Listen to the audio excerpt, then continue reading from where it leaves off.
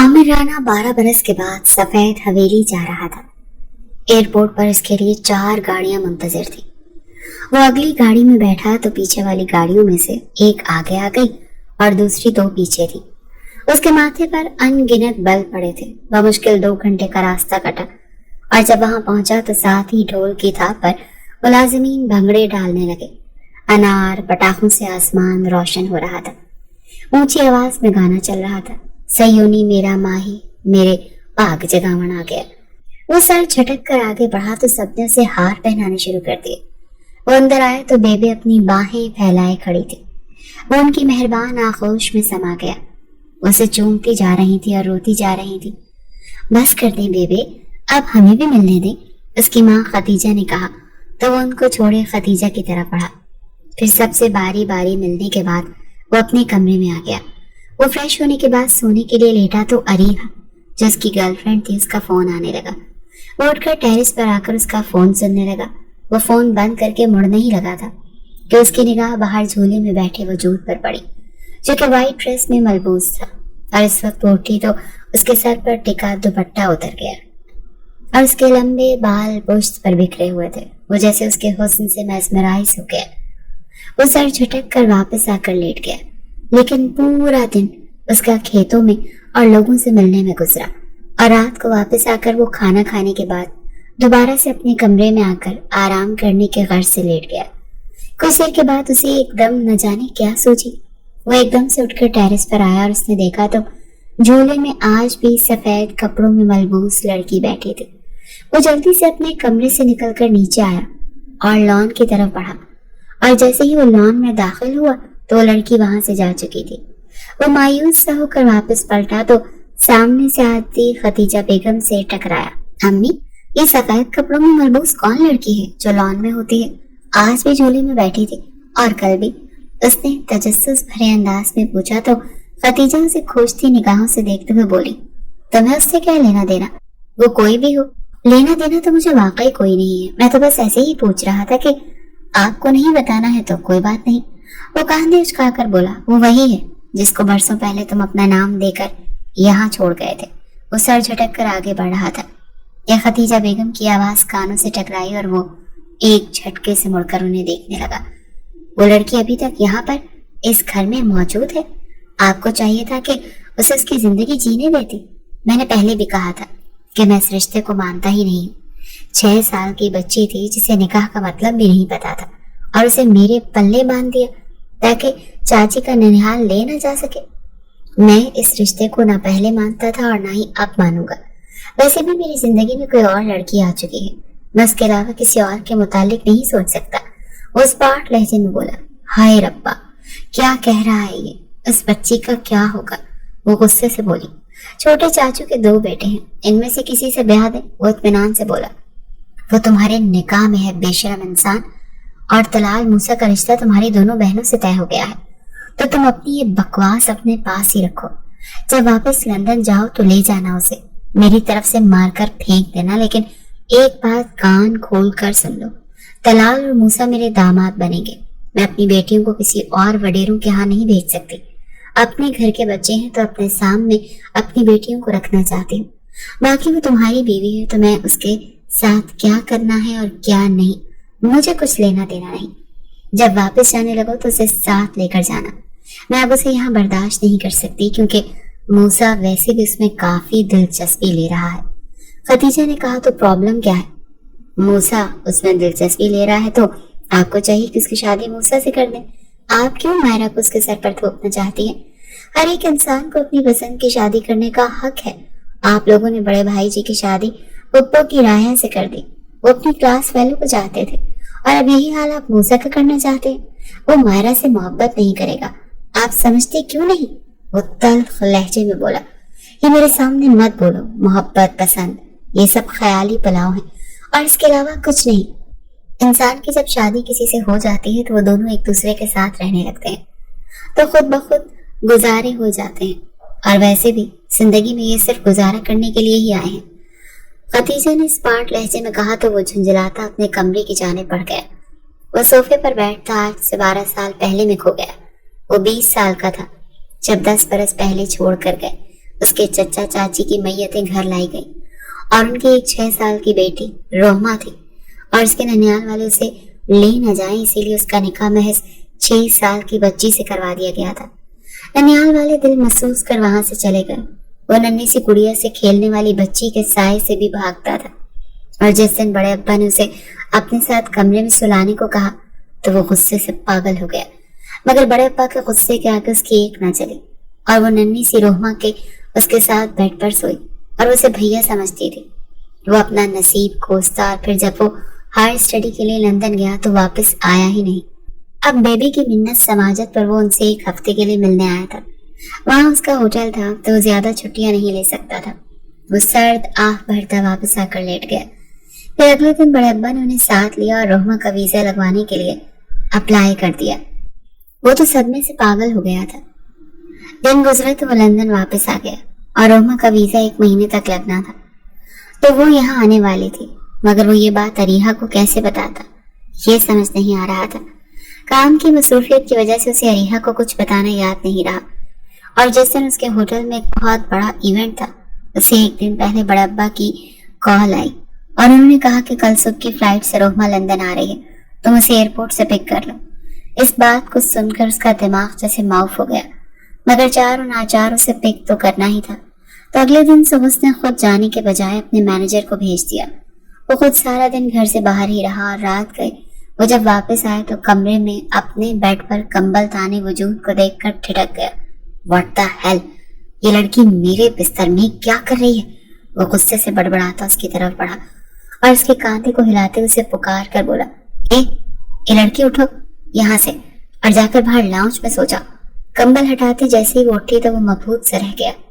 اس قدر کامل حسن تھا اور کچھ نوخیز انچھوئی کلی تھی جو شاید اسی لیے اتنی خوبصورت تھی۔ وہ اس کی سیاہ موٹی موٹی ہرنی جیسی آنکھوں سے نگاہیں چراتے ہوئے بولا، مجھے اپنے بستر کے علاوہ کہیں نیند نہیں آتی، تو اس لیے تم یہاں سے باہر چلی جاؤ اور صوفے پر سو جاؤ۔ اس نے کہا تو وہ چپ چاپ اٹھی اور اس کے ہاتھوں میں موجود چوڑیوں کے کھنکنے سے ایک ارتعاش سا پیدا ہوا۔ وہ آج ہلکی فیروزی کلر کے پاؤں تک آدھی شیفون کی فراک پہنے ہوئے تھی اور لمبے بال آج جوڑے میں مقید تھے۔ وہ مسمرائز سے اسے دیکھے گیا جو کہ اتنی حسین تھی کہ نگاہیں ہٹانے کو من ہی نہیں چاہتا تھا۔ وہ نگاہیں چراتا اپنی سائٹ پر لیٹ گیا۔ کچھ ہی دیر میں وہ سو چکا تھا، ہمیشہ کی طرح۔ رات کے آخری پہر اس کی آنکھ کھلی تو اس نے گھڑی پر ٹائم دیکھا اور اپنا آفس ورک کرنے کے لیے اٹھ کر واش روم کی جانب بڑھ گیا۔ منہ ہاتھ دھونے کے بعد وہ کافی بنانے کے ارادے سے باہر آیا تو صوفے پر لیٹی اس لڑکی کو دیکھ کر وہ چونک گیا۔ وہ سردی کی وجہ سے اپنے آپ کو سمیٹ کر سوئی ہوئی تھی۔ اوہ مائی گاڈ، میں نے بھی اس کو کمفرٹر نہیں دیا اور یہ پاگل لڑکی پوری رات اسی طرح سے سردی میں سوئی رہی۔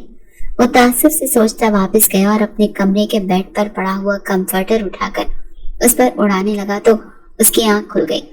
وہ آنکھیں ملتے ہوئے اٹھ کر بیٹھ گئی۔ آئی ایم سوری، تمہاری نیند خراب کر دی۔ تم ایک کام کرو، جا کر کمرے میں سو جاؤ، میں باہر بیٹھ کر آفس کا کام کر لیتا ہوں۔ وہ بولا تو اس نے چپ چاپ کمفرٹر اٹھایا اور روم میں چلی گئی۔ عجیب لڑکی ہے، نہ تھینکس بولتی ہے نہ سوری بولتی ہے۔ کہیں یہ گونگی تو نہیں؟ نہیں، ایسا نہیں ہو سکتا، بچپن میں تو بہت زیادہ بولتی تھی۔ خود ہی سے سوال اور جواب کرنے لگا۔ پھر سر جھٹک کر وہ کچن میں بڑھا اور اپنی کافی بنا کر اپنا آفس ورک کرنے لگا۔ تقریباً 5 بجے کے قریب نیند سے آنکھیں بھوجل ہوئی تو اٹھ کر کمرے میں آیا تو وہ لڑکی واش روم میں تھی۔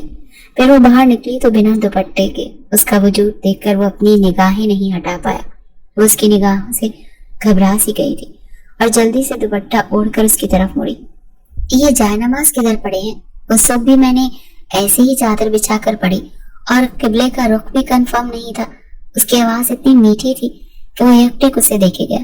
جی میں آپ سے جائے نماز کے متعلق پوچھ رہی ہوں، جائے نماز کس طرف پڑے ہیں؟ اس نے دوبارہ سوال کیا تو وہ چونک کر ادھر ادھر دیکھنے لگا۔ دراصل بات یہ ہے کہ میں نے تو کبھی نماز ہی نہیں پڑھی، تو میرے پاس تو ہے ہی نہیں، لیکن صبح میں اپنے اسسٹنٹ سے کہہ کر تمہارے لیے مارکیٹ سے منگوا دوں گا، تم ابھی فی الحال چادر پر ہی نماز پڑھ لو۔ وہ سر کھجاتے ہوئے بولا۔ وہ سر جھٹک کر اپنی چادر وہاں پر بچھاتی نماز پڑھنے لگی۔ وہ بیک گراؤنڈ سے ٹیک لگائے اسے بغور دیکھنے لگا۔ وہ بڑے سکون اور اطمینان سے نماز ادا کر رہی تھی اور نماز ادا کرنے کے بعد اس نے چادر اکٹھی کی اور باہر جانے لگی تو بے اختیار مجھ سے پکار بیٹھا، سنو، تمہارا نام کیا ہے؟ آپ کو میرا نام نہیں معلوم؟ کیا ہے؟ اس نے مڑتے ہوئے حیرانگی سے پوچھا تو اس کی بات پر شرمندہ سا ہو گیا۔ نہیں، دراصل میں تمہارا نام جانتا تھا، لیکن تمہارا نام شاید بہت مشکل ہے تو مجھے یاد ہی نہیں رہا، فی الحال بھول گیا ہوں، آئی ایم سوری، وہ آہستہ سے بولا۔ کوئی بات نہیں، ہو جاتا ہے، ویسے بھی میں کوئی اتنی اہمیت کے حامل تو ہوں نہیں کہ میرا نام یہ مجھے یاد رکھا جائے۔ اس پاٹ لہجے میں بولی تو وہ محض لب بھیج کر نگاہیں چرا گیا۔ وہ چپ چاپ نام بتائے بنا ہی باہر نکل گئی۔ اس نے کافی زیادہ اس کا نام سوچنے کی کوشش کی مگر ذہن میں اس کا نام ہی نہیں آ رہا تھا۔ پھر اس نے اس کی ڈیٹیلز جو کہ اس کا ویزا بناتے ہوئے استعمال کی تھی وہ چیک کی تو اس کا نام رحمہ لکھا تھا۔ اوہ، اس کا نام رحمہ ہے اور میں دیکھو بھول گیا۔ خیر، اب تم نے یاد رکھنا ہے ورنہ بڑی انسلٹ ہونے والی ہے تمہاری۔ وہ بڑبڑاتا ہوا سونے کے لیے لیٹ گیا۔ جب اس کی آنکھ کھلی تو وہ تیار ہو کر باہر نکلا تو کچن سے بڑی ہی مزیدار سی خوشبو آ رہی تھی۔ وہ اندر داخل ہوا تو روما آملیٹ بنا رہی تھی۔ وہ جلدی سے کرسی گھسیٹ کر بیٹھ گیا۔ روما نے ٹرے میں پراٹھا اور آملیٹ رکھتے ہوئے اس کے سامنے رکھا تو وہ کھانے لگا۔ واہ، کمال کا آملیٹ بنا ہے، پتا ہے میں نے اتنی بار ٹرائی کیا کہ ایسا آملیٹ بناؤں، اتنی زیادہ ریسیپی دیکھی مگر اتنا بکواس بنتا ہے ہر بار۔ کبھی نمک تیز ہو جاتا ہے، کبھی مرچ تیز ہو جاتی ہے اور کبھی تو دونوں ہی تیز ہو جاتے ہیں۔ مجھے سمجھ ہی نہیں آتی کہ میں اس کو بناؤں کیسے۔ خیر، ابھی تک تم کچھ دن تک میرے پاس رہو گی تو ایسا کرنا مجھے سکھا دینا، پھر اس کے بعد میں خود ہی بنانا سیکھ لوں گا۔ اور ہاں، تمہیں اگر یہاں پر رہ کر کچھ بھی کرنا ہے تو اطمینان سے کرو، میں تمہیں بالکل بھی نہیں روکوں گا۔ اس کے علاوہ اگر تم کسی لڑکے کو پسند کرتی ہو تو مجھے بتا دو، ہمارے درمیان ڈیورس بہت جلد ہوگا تو میں خود تمہارے لیے اس لڑکے کا رشتہ لینے جاؤں گا۔ وہ نان اسٹاپ بولتا چلا گیا۔ میں کسی لڑکے کو پسند نہیں کرتی، وہ سنجیدگی بھرے انداز میں بولی تو اس نے سر اٹھا کر دیکھا۔ تمہیں میری کسی اور سے شادی کرنے سے پرابلم تو نہیں ہے نا؟ عمار نے بے اختیار پوچھا تو وہ استحصائیہ انداز میں ہنستے ہوئے بولی، اس سے کیا فرق پڑتا ہے کہ مجھے پرابلم ہے کہ نہیں؟ اگر میں کہوں بھی کہ مجھے پرابلم ہے تو آپ نے کون سے شادی کرنے کا ارادہ کینسل کر دینا ہے؟ اس کی بات پر عمار نگاہیں چراتے ہوئے پلیٹ پر جھک گیا۔ پھر وہ اسے اللہ حافظ بولنے کے بعد آفس کے لیے نکلا اور راستے سے اس نے اریحہ کو پک کیا۔ چلو کہیں کسی ریسٹورینٹ میں بیٹھ کر پہلے ناشتہ کرتے ہیں پھر آفس چلتے ہیں، اریحہ نے گاڑی میں بیٹھتے ہوئے کہا۔ دراصل میں نے تو ناشتہ کر لیا ہے، روما نے ناشتہ بنا دیا تھا، وہ بے اختیار بول پڑا۔ کون روما؟ وہ ایک لڑکی رکھی ہے، پاکستانی کھانے بناتی ہے، تو بس کھانا کھا کر آیا ہوں اس کے ہاتھ کا۔ کسی دن تم سب کو بھی میں انوائٹ کروں گا، آ کر ٹرائی کرنا، بہت اچھا کھانا بناتی ہے، اس کے ہاتھ میں بہت ذائقہ ہے۔ وہ اریحہ کے سوال پر بات کو گھما کر جھوٹ بول گیا۔ ارے یہ تو بہت اچھا کیا تم نے، مجھے پتا ہے کہ تمہیں باہر کے کھانے کتنے برے لگتے ہیں، اور رہی میں تو کبھی بھی کچن میں داخل نہیں ہو سکتی، اریحہ نے کہا۔ ویسے میرے خیال میں تمہیں یہ سب سیکھنا چاہیے، کہتے ہیں شوہر کے دل تک پہنچنے کا راستہ معدے سے ہو کر گزرتا ہے، تو میرے دل تک پہنچنے کے لیے تمہیں اسے ٹرائی کرنا چاہیے۔ وہ ہلکا سا مسکرا کر بولا، سوری میری جان، یہ بالکل ناممکن ہے، ویسے بھی میں تمہارے دل میں پہلے ہی جگہ بنا چکی ہوں، تو یہ مجھے معدے سے گزر کر جانے کی ضرورت ہی نہیں، میں تو ڈائریکٹ دل پر قدم رکھتی ہوں۔ اریحہ مغرورانہ انداز میں بولی، ہاں یہ بھی ہے ویسے، لیکن یہ جو قدم تم نے مجھے دل پر رکھا ہے نا، یہ تو تم نے اپنی صلاحیتوں کی وجہ سے رکھا ہے، تم نے جس طرح میرے بزنس کے لیے کیا۔ وہ ہلکا سا مسکراتے ہوئے بولا۔ شام کو جب وہ آفس سے گھر آیا تو پورا گھر کا نقشہ بدلا ہوا تھا، ہر طرف صفائی اور سلیقہ دکھ رہا تھا۔ وہ کمرے میں آیا تو ہر چیز اپنے ٹھکانے پر موجود تھی۔ وہ واش روم میں گیا تو اس کا باتھ روم وہاں پر موجود نہیں تھا۔ وہ روما کو پکارتے ہوئے کچن میں آیا تو وہ مڑ کر اسے سوالیہ نگاہوں سے دیکھنے لگی۔ یہ میرا باتھ روم کہاں ہے؟ اس نے پوچھا۔ وہ واش روم میں پڑا تھا تو مجھے لگا کہ دھونے والا ہے تو میں نے دھو دیا، وہ آہستہ سے بولی۔ ارے اس کی کیا ضرورت تھی، وہ میں ہر ہفتے لانڈری میں دے دیتا ہوں، ویسے بھی وہ دھونے والا نہیں تھا، میں نے صبح استعمال کیا تھا، اب پھر میں شام کو بھی وہی کر لیتا ہوں، وہ جھنجھلا کر بولا۔ اب پورے ہفتے میں ایک ہی استعمال کرتے ہیں؟ چھی گندے، وہ ناک منہ چڑھا کر بولی۔ میں نے کب کہا کہ میں پورے ہفتے میں ایک ہی یوز کرتا ہوں؟ میں نے یہ کہا کہ صبح کو تو یوز کرتا ہوں، شام کو آ کر بھی وہی یوز کر لیتا ہوں، وہ جھلا کر بولا۔ اللہ اللہ، اس سے پہلے جو آپ نے کہا میں ہفتے بعد لانڈری میں دیتا ہوں، تو اس کا مطلب ہوا نا کہ پورا ہفتہ یوز کرتے ہیں، پھر لانڈری میں جاتا ہے، پھر دھل کر آتا ہے، وہ منہ بنا کر بولی۔ ओ गॉड लड़की, कल तुम्हारे आने से पहले मैंने सब लॉन्ड्री में कपड़े दे दिए थे जिसमें मेरे 7 बाथरोब थे, और ये 8वां जायद होता है जो कि मैं आज के दिन पहनता हूँ, और कल सुबह सुबह मेरे कपड़े लॉन्ड्री से आ जाएंगे और फिर कल मैं उन्हें यूज करना शुरू करूंगा। आई समझ में बात? वो वजाहत पेश करते हुए बोला, जी आ गई है समझ, अब आप ऐसे ही नहा लें क्योंकि वो अभी गीला होगा। वो इत्मीनान भरे अंदाज में बोलती अपना काम करने लगी। ऐसे कैसे नहा सकता हूँ मैं, मुझे नहाने के बाद बाथरूम पहनने की आदत है, वो चिल्ला कर बोला। आज अगर आप यूज नहीं करेंगे तो कुछ भी नहीं होगा, आप नहाने के बाद अपना सूट पहन लीजिए। बहुत शुक्रिया आपके मशवरे के लिए, लेकिन मैं जब तक खुद को ड्राई न कर लूं तब तक मैं कपड़े नहीं पहनता। मुझे हमेशा से ही ऐसे नहाने के बाद बाथरूम पहनने की आदत है। खैर अब करना तो पड़ेगा। वो सर्द आह भरता हुआ अपने कमरे में आया और अपना टाल लेकर वॉशरूम की जाने बढ़ गया।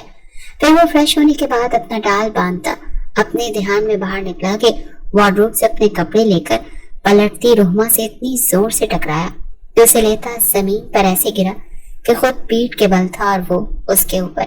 वो जल्दी से उसके ऊपर से उठने लगी, मगर दोबारा से फिसलकर वो दोबारा उसके ऊपर और उसके लब सीने पर ऐन दिल के मकाम पर टकराए तो एक बरकी रमक पूरे वजूद में दौड़ गई और हाथ बेख्तियार कमर के गिर्द लपेट गया।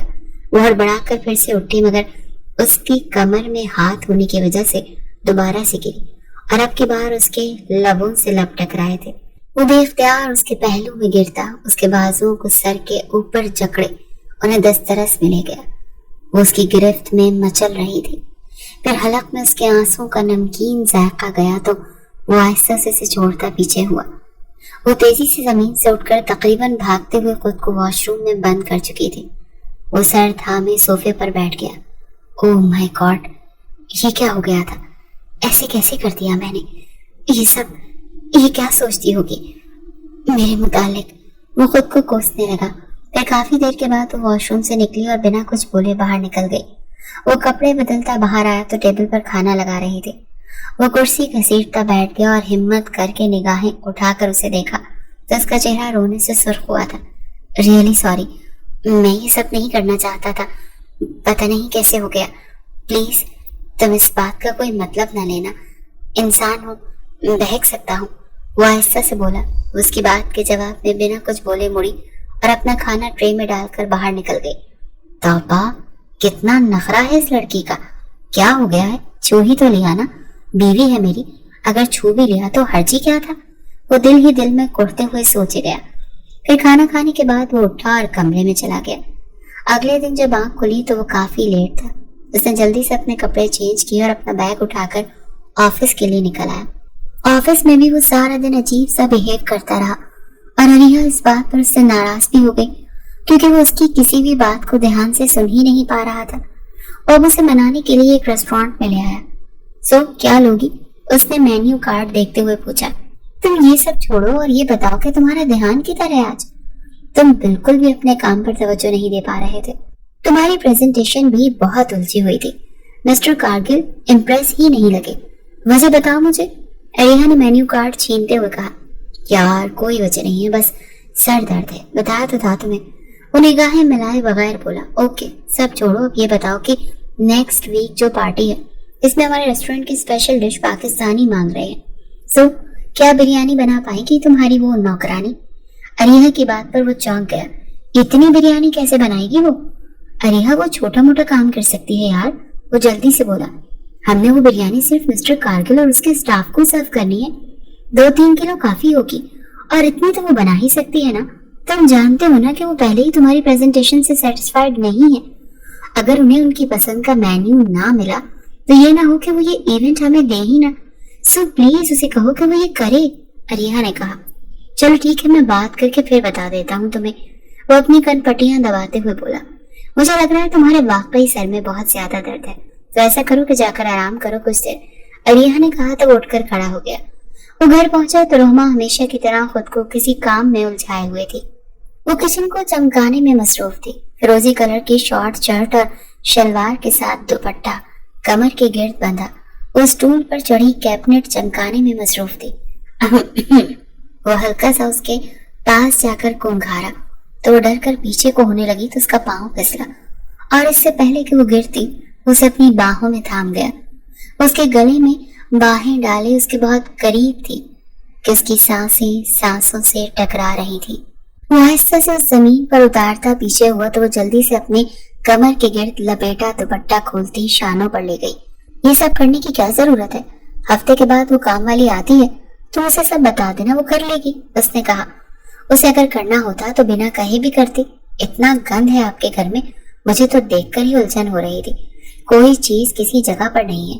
ویسے بھی مجھے یہ سب کرنے کی عادت ہے، میں فارغ نہیں بیٹھ سکتی. وہ تیز لہجے میں بولی. کام والی ہیں تو پھر ایسے ہی کام کرتی ہے نا. اب میں نے کبھی اسے نہ کہا کہ یہ کر دو وہ کر دو، اور نہ ہی میں کسی کے کام میں دخل اندازی دیتا ہوں. وہ سر جھٹک کر بولا تو وہ بنا کچھ کہے اپنا باقی کام نمٹانے لگی. کچھ دیر تک اسے دیکھتا رہا کہ وہ اس سے کوئی بات کرے گی. پھر وہ مایوس سا ہو کر اپنے کمرے کی جانب بڑھ گیا. کپڑے چینج کرنے کے بعد وہ جب آ کر بیٹھا تو اسی وقت روہما اس کے لیے گرما گرم چائے بنا کر لے آئی. تھینک یو سو مچ، مجھے اس کی بہت زیادہ طلب محسوس ہو رہی تھی. وہ اسے تشکر بھری نگاہوں سے دیکھتے ہوئے بولا. وہ واپس پلٹنے لگی تو عمار نے اسے ایک دم پکارا. سنو روہما، پلیز یہاں 1 منٹ کے لیے بیٹھنا، مجھے تم سے بہت ضروری بات کرنی ہے. وہ بنا کچھ بولے فرما برداری سے چپ چاپ اس کے سامنے بیٹھ گئی. ایکچولی میں ایونٹ پلانر ہوں، مطلب لوگوں کے ایونٹ پارٹیز وغیرہ آرگنائز کرتا ہوں. مسٹر کارگل کے بیٹے کی شادی ہے اور وہ بہت زیادہ بڑے پیمانے پر ہے، جو کہ ہمارے لیے سب سے بڑا پروجیکٹ ہوگا. تو وہ ہماری کچھ ڈشز وغیرہ چکھنا چاہتے ہیں. تو کیا تم پلیز بریانی بنا دو گی پلیز؟ عمار نے التجائی انداز میں پوچھا. جی کر دوں گی، کوئی پرابلم نہیں. وہ سر جھکائے ہوئے آہستہ سے بولی. تھینک یو سو مچ، تم فکر مت کرو، تمہیں اس کی پے ضرور ملے گی. تم ایک طرح سے سمجھو کہ تم یہ جاب کر رہی ہو میرے لیے، اور میں تمہیں اس کی پیمنٹ دوں گا. عمار نے کہا تو اس نے نگاہیں اٹھا کر اسے دیکھا اور آہستہ سے بولی. نہیں، مجھے اس کی ضرورت نہیں ہے. میں نے ان پیسوں کا کیا کرنا ہے؟ وہاں گھر میں بھی مجھے بڑے بابا اور تایا ابو سب کچھ لا کر دیتے تھے، اور یہاں پر آپ لا دیتے ہیں تو کوئی بات نہیں. وہ آہستہ سے بولتی ہوئی اٹھ کھڑی ہوئی. اس کے کمرے سے جانے کے بعد اس نے ان 3-4 دنوں کے متعلق سوچا. تو اسے یاد ہے کہ اس نے ان 3-4 دنوں میں سے ایک بار بھی اس سے نہیں پوچھا کہ اسے کسی چیز کی ضرورت ہے کہ نہیں، یا اسے کوئی چیز پسند ہے تو وہ اس کے متعلق کچھ بھی نہیں جانتا تھا. اسے شرمندگی سی محسوس ہوئی، اور پھر وہ دل میں ارادہ باندھ چکا تھا کہ وہ جب تک اس کی زندگی میں ہے وہ اس کی ہر قسم کی ضروریات کو پورا کرے گا. پورا ہفتہ گزر چکا تھا. وہ اسے شاپنگ کے لیے کہتا رہا مگر وہ ہر بار نہ کہہ دیتی تھی. مگر اس نے ایک کام کیا تھا کہ اس نے بڑے ابا کو فون کر کے اس کے لیے کچھ ڈریسز وغیرہ منگوا لیے تھے جو کہ اس کا دوست آج ہی لے کر آیا تھا. اسے شاپنگ بیگ دیتے ہوئے بولا. یہ میں نے بڑے ابا سے کہہ کر منگوائے ہیں کچھ کپڑے، تمہیں انہی کی پسند پہننا اچھا لگتا ہے نا، اس میں کوئی بھی سوٹ رکھ لینا تم، اور وہاں کچن سے فارغ ہوگی تو فریش ہو کر بھی کوئی ڈریس وغیرہ پہن لینا. وہ جلدی سے بولا. ہم کہیں جا رہے ہیں کیا؟ اس نے جھجکتے ہوئے پوچھا. ہاں، وہ تمہیں بتایا تھا نا کہ ایونٹ کے لیے بریانی بنانی ہے، تو وہیں جا رہے ہیں. بھول گئی تھی کیا؟ نہیں، میں آپ کا کام کیسے بھول سکتی ہوں، مجھے لگا مجھے گھر میں ہی بنانی ہے. اس کی بات کے جواب میں جلدی سے بولی. نہیں سویٹ ہارٹ، مجھے تمہیں ہوٹل لے کر جانا ہے، وہاں تم سٹاف کے ساتھ مل کر کام کرو گی، یہاں اکیلی تو کھپ جاؤ گی. خیر باقی کی باتیں راستے میں بتاؤں گا، میں باہر ویٹ کر رہا ہوں، جلدی سے اپنی چیزیں اٹھاؤ اور نیچے آ جاؤ. 10 منٹ ہے تمہارے پاس، وہ کہہ کر اس کے سنے بغیر نیچے کی جانب بڑھ گیا. وہ جلدی سے اپنا ایک ڈریس پکڑے اس کے پیچھے بھاگی. میں کتنی گندی بنی ہوئی تھی، اور آپ نے مجھے ایسے ہی لے کر جانا ہے کیا؟ مجھے کپڑے تو چینج کرنے دیتے نا. وہ گاڑی میں بیٹھے ہوئے چلائے ہوئے انداز میں بولی. اچھا میں ایک بات تمہیں بتا دوں، وہاں کسی کو یہ مت کہنا کہ تم میری بیوی ہو پلیز. عمار کی بات پر اس کے چہرے کی رنگت تبدیل ہو گئی، مگر وہ کچھ نہیں بولی، اور وہاں پہنچ کر اسے اسٹاف کے ساتھ اس نے کچن میں بھیج دیا. اس نے سب کے ساتھ مل کر جلدی سے سب کچھ مینج کر لیا تھا، اور نہ صرف وہ بریانی بنا چکی تھی بلکہ میٹھے میں اس نے آئس کریم کیک بنایا تھا. اس نے کچھ کوکنگ کورس کیے رکھے تھے تو اسٹاف کے ساتھ کانٹیننٹل فوڈ بنانے میں بھی مدد کر رہی تھی. کچھ دیر کے بعد عمار اندر داخل ہوا اور سب ڈشز چکھنے کے بعد وہ ان کی تعریف کرتا روہما کی جانب مڑا. یہ میری مہمان ہے تو آپ اسے اسپیشل روم میں پہنچا دیجیے، وہاں یہ اپنے کپڑے چینج کر لیں گی. وہ اپنے مینیجر سے بولتا اس کی طرف مڑا. روہما آپ پلیز ان کے ساتھ جائیے اور جا کر کپڑے وغیرہ چینج کریں، اگر آرام کرنا چاہتی ہیں تو آرام کر لیجیے گا. وہ نرم لہجے میں بولتا پلٹنے ہی لگا کہ फ्रेश सी अरीहा अंदर दाखिल हुई। ओह, तो ये है वो लड़की, ये तो काफी खूबसूरत है, अरीहा ने चुभती हुई निगाहों से देखते हुए कहा। वो बिना कुछ बोले मैनेजर के साथ रूम में चली गई। वो और अरीहा सब मेहमानों को अटेंड करने लगे थे। कुछ देर के बाद मिस्टर कारगिल की होने वाली बहू और बेटे की एंट्री थी, मगर उस वक्त लाइट्स ऑफ हो गई और स्पॉट लाइट्स सीढ़ियों के पास आकर खड़ी रोहमा पर पड़े। वो घबरा कर इधर उधर देख रही थी। वो मबहूत सा रह गया। ऐसा लग रहा था कि आसमान से कोई अप्सरा उतर आई है। बाकी सब भी उसे ही देख रहे थे। हटाओ ये लाइट, ये स्पॉटलाइट मिस्टर कारगिल के बेटे और बहू पर मारनी थी, मगर तुम लोग किस पर मार रहे हो, पागल बेवकूफ। अरीहा स्टाफ पर बरस पड़ी। तुमने जल्दी से स्पॉटलाइट बंद की और साथ ही पूरे हॉल की लाइट्स ऑन हो गई। वो तेजी से पलटकर वहां से चली गई। कौन थी ये लड़की, मिस्टर अम्मार? मिस्टर कारगिल ने पूछा। दरअसल वो हमारे स्टाफ मेंबर की हेल्प करने आई थी। मिस्टर अम्मार की पर्सनल शेफ है, उनके लिए घर में खाना वगैरह बनाती है। इससे पहले कि वो जवाब देता, अरीहा ने जल्दी से कहा, बहुत खूबसूरत है, प्लीज जरा इन्हें नीचे तो बुलाइए, हम जरा इनका बनाया खाना इनके सामने ही चेक करेंगे और इन्हें बताएंगे। मिस्टर कारगिल ने कहा, इसकी जरूरत नहीं है मिस्टर कारगिल, आपको जो भी कहना है मुझसे कहिए, मैं उन्हें पैगाम दे दूंगा। अम्मार जल्दी से बोला, मगर कारगिल के बार बार स्टार पर अरीहा उसे ले आई। वो सबकी बेबाक निगाहों से बहुत घबराहट का शिकार थी। मिस्टर कारगिल ने बिरयानी ट्राई करने के बाद उसके गाल को छूना चाहा तो वो गड़बड़ा कर पीछे हुई। मिस्टर कारगिल उसकी तरफ मुड़ा और बोला, क्या ये लड़की मुझे कुछ दिनों के लिए दे सकते हैं? मैं कुछ वक्त गुजारना चाहता हूँ। कारगिल की बात पर रोहमा ने तड़प कर जैसे देखा तो उसे मालूम हो गया कि वो इंग्लिश भी बहुत अच्छे से जानती है। मिस्टर कारगिल, अपनी हद पार मत कीजिए। वो मुट्ठियां भींचे बोला, क्या हो गया तुम्हें अम्मार? तुम एक नौकरानी के लिए मिस्टर कारगिल से इस तरह बात कर रहे हो? ये डील तुम्हारा ख्वाब है और तुम अपने इस ख्वाब के साथ इस तरह नहीं कर सकते, अरीहा ने सख्त लहजे में उसे कहा। तो जख्मी निगाहों से उसे देखते हुए तंजिया अंदाज में मुस्कुराया और बोला, अगर ये ऑफर ये तुम्हें करते तो तब मैं तुम्हारे लिए बोलता, तब भी तुम यही कहती। तुम अपनी हद पार कर रहे हो बस 2 टके की नौकरानी के लिए। उसकी बात पर दिल मिलाकर बोली, क्यों, तुम्हारी इज्जत है और जो तुमसे नीचे हैं, जो तुम्हारे अंडर काम करते हैं, उनकी इज्जत नहीं होती क्या? जो बात मैंने मिस्टर कारगिल से कही है वो तुम्हें कहनी चाहिए थी, क्योंकि हर औरत की इज्जत सांझी हुआ करती है, चाहे वो तुम औरत हो या फिर वो। वो पत्थर की मूरत बनी खड़ी रोहमा की तरफ इशारा करते हुए बोला, तो मुझे इस 2 टके की लड़की के साथ मिला रहे हो? मेरा और इसका क्या मुकाबला? अरीहा चीख कर बोली, सही कहा तुमने, तुम्हारा और इसका कोई मुकाबला ही नहीं बनता है। और हाँ, ये 2 टके की लड़की नहीं है, ये अम्मार राणा की बीवी है। और बहुत अच्छा हुआ कि मैंने तुम्हारा ये रूप देख लिया। अरे, तुम तो औरत होकर औरत की इज्जत नहीं करती, तुम मेरी इज्जत की क्या रखवाली करोगे? आज से मेरा और तुम्हारा हर किस्म का रिश्ता खत्म ही समझो। वो चीख कर बोला और अरीहा ने फटी फटी निगाहों से उसे देखा। वो चलता हुआ रोहमा के पास आया और उसका हाथ थाम कर उसे वहां से लेकर बाहर आ गया। उसे बड़े आराम से उसकी फ्रंट सीट पर बिठाया और फिर घर पहुंचे। वो अभी तक बिल्कुल सख्ते में थी। उसका हाथ थामे अपने फ्लैट के जाने बढ़ गया। वो अंदर आकर सोफे के साथ लगी जमीन पर बैठ गई। रोहमा, तुम ठीक हो? प्लीज जो भी हुआ उसे भुला दो। उसके सामने बैठते हुए शर्मिंदगी भरे लहजे में बोला, क्या क्या भुलाऊं? मेरे दिल पर बहुत सी यादें नक्श हैं। ये पहली बार नहीं था कि किसी मर्द ने पहली बार देखा हो मुझे। सबसे पहले आपके भाई ने इसी नीयत से छुआ। वो तो हमदर्द बन कर आया था। आपके जाने के बाद वो मुझे कहता था, कोई बात नहीं, अगर अम्मार नहीं है तो क्या हुआ, मैं हूं ना, तुम मेरे बाजुओं पर सर रख कर सो जाया करो। और वो मुझे गंदी निगाहों से देखता ही नहीं था, छोटा भी था, जिसका मुझे मतलब भी नहीं पता था, लेकिन मुझे फिर भी अच्छा नहीं लगता था।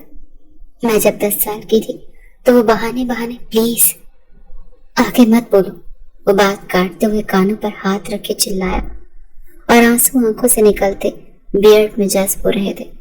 नहीं, सुनिए, आगे मेरे दिल पर लगे घाव को सुनना पड़ेगा आपको। वो बहाने बहाने से छूते थे। मैंने मासूमियत में ये बात ताई अम्मा को बताई तो उन्होंने मुझे बचाने के लिए हॉस्टल भेज दिया, मगर दरिंदे वहां भी थे, वार्डन, बावर्ची, लॉन्ड्री वाला और वैन वाले के रूप में। मगर न जाने कौन सी दुआएं थी कि ये काम बस छूने तक ही रहा, मगर बीच बचाकर यहाँ पहुंच गई और यहाँ भी दरिंदे छुपे। अगर आपको अपने बिजनेस को बढ़ाना है तो कोई बात नहीं, मैं आपके लिए ये भी कर लूंगी, मगर मुझे छोड़िएगा मत, मुझे बहुत डर लगता है आपसे दूर होने पे। वो रोते हुए बोले जा रही थी और वो भी आंसू बहाते हुए उसे सुन रहा था। आई एम सॉरी, मुझे माफ कर दो प्लीज। मेरा वादा है कि आइंदा से कोई भी तुम्हें गंदी निगाह से नहीं देखेगा। तुम्हारा मार हमेशा तुम्हारे पास रहेगा। उसकी आंखों को चूमते हुए नम लहजे में बोला। और जो मिस्टर कारगिल की वजह से आपकी डील खराब होगी, अब क्या करेंगे?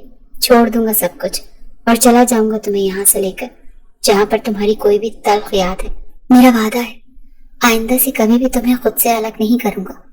कोई दरिंदा तुम्हारी तरफ गंदी निगाह से भी नहीं देखेगा। उसका माथा चूमते हुए बोला। लेकिन आपका ये बिजनेस, आप इसे छोड़कर कैसे जा सकते हैं? वो मुस्तरब लहजे में बोली। दरअसल मुझे एक इवेंट कंपनी में ऑफर हुई थी, इटली में है वो कंपनी, मगर मैंने अपना ये बिजनेस स्टार्ट कर लिया था। तब तो फिर मैंने उन्हें मना कर दिया, लेकिन उन्होंने कहा था कि अगर कभी भी आपने कहा और कहीं जाना हो तो हमसे एक बार राब्ता कीजिएगा। तो मैं उनसे राब्ता करने की कोशिश करता हूँ। अगर वहां मिल गई नौकरी तो ठीक है, वरना फिर कुछ ना कुछ तो मैं अपनी लाइफ के साथ कर ही लूंगा। तुम साथ हो तो सब हो जाएगा। वो अब की बार उसके रुखसार पर लब रखते हुए बोला तो उसका चेहरा शर्म से सुर्ख होने लगा। वो अब काफी ज्यादा रिलैक्स हो चुकी थी। फिर अगले दिन अरिहा ने आकर उसे लाख समझाया कि वो अपने इवेंट कंपनी को संभाले, मगर उसकी सुई तो अटक चुकी थी कि वो अब यहाँ पर नहीं रहेगा। और वो जब एक बार फैसला कर लेता था तो फिर वो कभी भी अपने फैसले से पीछे नहीं हटता था। 1 महीने के अंदर अंदर उसने अपने सारे इंतजामात वहां पर करवा लिए और वो इटली पहुंचे तो वहां एयरपोर्ट पर दोनों की तरफ बहुत सारी सताइशी निगाहें उठी। वो हिजाब में बहुत मासूम और पुरवकार दिख रही थी। आज उसका हमसफर साथ था तो लोगों की निगाहों के देखने का अंदाज ही बदल गया था। सच कहते हैं कि औरत को हमेशा मर्द ही बनाता है। उसका शौहर उसका साथ दे तो दुनिया की कोई भी हवस भरी निगाह उसे छू भी नहीं सकती। इसीलिए तो बाप के बाद औरत का मुहाफिज उसका शौहर होता है। उसका शौहर उससे लापरवाह था तो दुनिया उसे नोचने को थी, मगर आज वही दुनिया उनके साथ होने पर उन्हें रश्क भरी निगाहों से देख रही थी।